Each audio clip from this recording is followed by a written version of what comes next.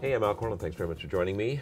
We are winding down our video shoots up here in Vancouver, British Columbia, which we started a couple of days ago at the Cambridge House Investment Conference.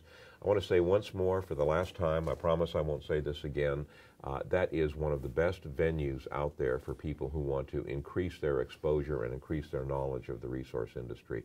Joe Martin and his crew really do a good job. So if you're ever in the area of one of these conferences, you really need to attend.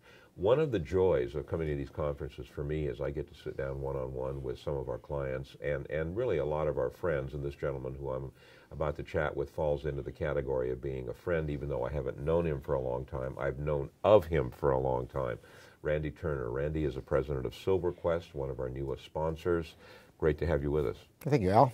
How about an overview of SilverQuest? You've been around, you've been on our site now for just a couple of weeks, so let's tell the folks out there what you're all about. Okay, well, SilverQuest actually is one of the oldest companies on the exchange. It's been around over 50 years, and ironically, the original property that was took the company public is still in the company. Right. It's in the Yukon, a major silver property, but I took the company over about a year and a half ago as president and CEO, though I had been a long-term director and shareholder since the early 90s. But our main focus is in Western Canada, both in the Yukon and British Columbia, and we do have a project in Northern Ontario. Gold, silver focus with the several major projects in BC where there are resources. Yukon, which is more exploration, grassroots. So we had a very extensive program this past year. Right, I know you did, yeah. We spent over $5 million, both in central BC and the Yukon, both in land acquisition, geochemistry, and drilling. This year is going to be even more active. So the company has basically moved from the 10 to 15 cent level up to the dollar level. It's now pulled back in around the 50-cent level, but we're all geared up, well-financed, and ready to go for this year. Randy, I want to talk about all three of the areas where your assets are located, but I really want to start out with the Yukon, and the reason I want to do that is I think that area play is going to be huge this year. I really do. You've got a host of companies up there very active. I want to say that a lot of the companies that are very active up there don't have the management that SilverQuest does. So, I mean, you guys have been around a long time, and you know, this is something that is totally you know, you're veterans in the area, for lack of better terms. But let's talk about your assets in the Yukon first of all. Describe the assets, the size of the assets, and what you plan to do during 2011. Okay, well, SilverQuest is actually I think the third largest landholder within the white gold area, which is where the original discovery was made about 3 years ago. That sort of got the attention focused back on the Yukon. And we've concentrated in this area up to the Alaska border. We have over 6,000 claims. All these claims, all these claims that were acquired were based on work that we did either through geochemistry, through sampling, through technical ideas that we had.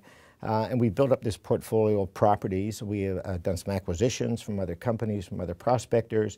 And on all the properties, there's a reason for having this. Sure. And we had joined a company called Kaminak, which has made a very significant discovery last year.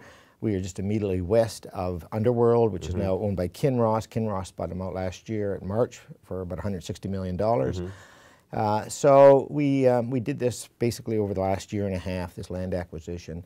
We also went in and did a tremendous amount of sampling. This past year we did over 15,000 soil samples, which is really one of the major tools that you use for exploration. It's not glaciated in the Yukon, so what you see on the surface is what you generally get below. We did just under 5,000 meters of drilling. We got sniffs of gold and arsenic and copper and silver in some of the holes. Basically, we just touched the tip of the iceberg. I think that all of us who have been in the business for many years will say that this Yukon is one of the big frontiers, the last frontiers, and is probably going to be one of the most exciting plays for the next 3 to 5 years. I don't think there's any question at all about that. I really don't. Now, I find it interesting being a shareholder of SilverQuest, which I have to disclose that, obviously, among other things, but I do own some stock in SilverQuest, which I bought out of the market. So don't construe what I'm saying as being necessarily arm's length information, because Big Al is a shareholder, so I'm highly biased in this particular case. But Randy, You are the third largest landholder in the Yukon. Now, does that mean that the efforts of SilverQuest in 2011 will probably be focused on the Yukon as opposed to the property in BC and the other one? Well, I would say that 3/4 of the work will be orientated toward the Yukon. A quarter will be orientated towards central BC. Then that's budget-wise. Sure. The one difference is that in the Yukon we can't get up there until about the 1st of May. Exactly. And you have about a 6-month window of expiration. So by Canadian Thanksgiving time, you got to be out of there. The snow is flying. Whereas our project in BC, we can start in March. So we've got to jump in that area there. But certainly the focus will be in on the Yukon. A lot of it has to do because there is such a short window of expiration. So we'll be up there we've already applied for permits for our exploration camps, which we'll be getting in the next few weeks. We've already started community consultations with the First Nations groups, and we've laid out our basic exploration plans already for this upcoming season. So again, a major sampling program, additional drilling, some geophysics, so it's going to be a fun, exciting year. Let's talk about the technical people that you have working with SilverQuest. Well, we have a technical group that I've assembled with over the years, but I think it really starts on the board of directors. We have some very key board of directors that are very well known in the business. We can start with Rob McLeod, who was vice president of Underworld. That was the original discoverers of the white gold and taken out by Kinross. We have Yale Simpson, and Yale's been around. He's the chairman of Extor and Exeter Resources, very successful company in South America. Only known Yale for about 27 years. Okay. Good guy, yeah, competent guy. John McDonald. John McDonald has been with me for over 30 years as a colleague. We worked together at Esso. We worked together at our previous company, Windspear Diamonds. So he brings a lot to the table, both as an academic and as a technical person. And we also have Michael McPhee. Michael McPhee runs one of the companies for Hunter Dickinson. So a very strong technical board, but we've put together a strong exploration team too. Some of the people we've recruited out of the universities are doing masters, PhDs, and have been focusing on the Yukon for the last several years. So when we get ready to roll this summer, we've got a very good technical team out there in the field.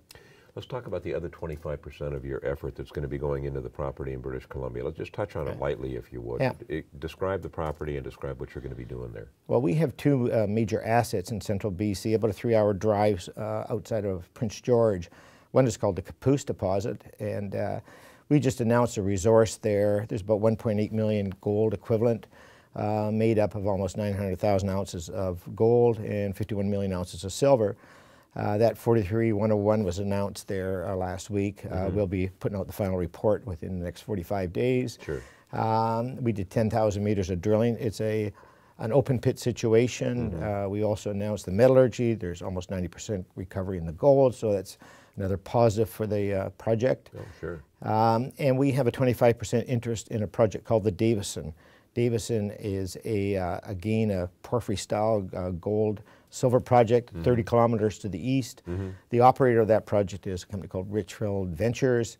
They even announced today a major hole just south of our property, which joins a major deposit that we have. So we're going to be in there this winter on a major drill program. So that's where our efforts are going to go. So we're contributed 25% to that project. The Capoose project, we have 100%. Yeah. So far, for the plans for this year, Capoose, there'll be additional drilling too, to find out the extent of the deposit at depth and along strike. So. These guys are really well diversified geographically. We've talked about the 3 areas that SilverQuest is active in right now. Just, kind of a bit of an endorsement on my part, and don't construe this as being investment advice because it's not. I'm not a registered investment advisor. I'm not telling you what to buy or what to sell if you're at all involved in the market. I'm simply saying that these are companies that we are involved in, and these are companies that I personally am active in. That's not to say that you should be. So you have to do your own due diligence. If you want more information on SilverQuest, let me say that all you have to do is click on the banner on the site, and you can get a host of information that allow you to make your own individual decisions. What I want to say is Randy Turner's been around a long time in the business, unfortunately, as I have. Okay, this guy has got a huge track record of successes. I don't see any reason why that will stop in the near future or long-term future for that matter. Randy, always a pleasure, buddy. Thank you. Thank you very much, Al.